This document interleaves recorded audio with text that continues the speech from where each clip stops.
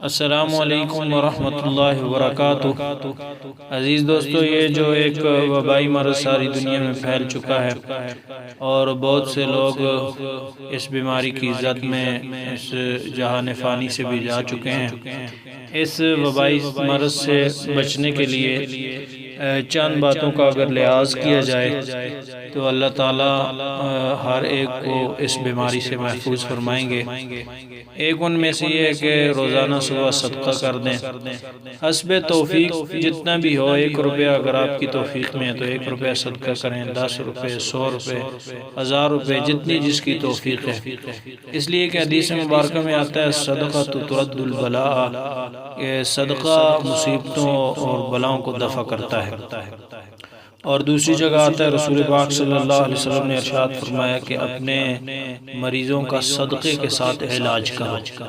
تو ایک پہلی بات یہ ہے کہ صدقہ کا اہتمام کریں، جتنی آپ کی توفیق ہے اتنا روزانہ صدقہ کر دیا کریں۔ دوسری بات یہ ہے کہ نماز کی طرف متوجہ ہوں۔ حضرت ابو ہریرہ رضی اللہ تعالیٰ عنہ کے پیٹ میں تکلیف تھی تو رسول پاک صلی اللہ علیہ وسلم نے آپ سے پوچھا تو انہوں نے عرض کیا کہ پیٹ میں درد ہے، تکلیف ہے۔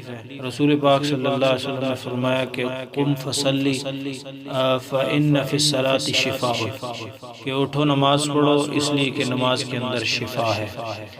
بجائے اس کے کہ آپ اس بیماری کے ڈر سے نماز میں شریک نہ ہوں، جمعے میں شریک نہ ہوں، یہ تو یعنی ایک بہت ہی کم عقلی کی بات ہے۔ اس لیے نماز پڑھنا، نماز کے اندر اللہ تعالیٰ نے شفا رکھی ہے۔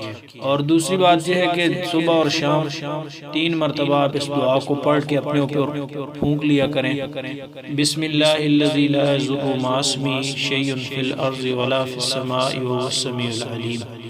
3 مرتبہ صبح کی نماز کے بعد اور 3 مرتبہ مغرب کی نماز کے بعد انشاءاللہ اس دن جس دن آپ نے یہ دعا پڑھی اس دن میں بھی اور جس شام آپ نے دعا پڑھی اس رات میں بھی آپ کو موت کے علاوہ کوئی بیماری نہیں آ سکتی ہے۔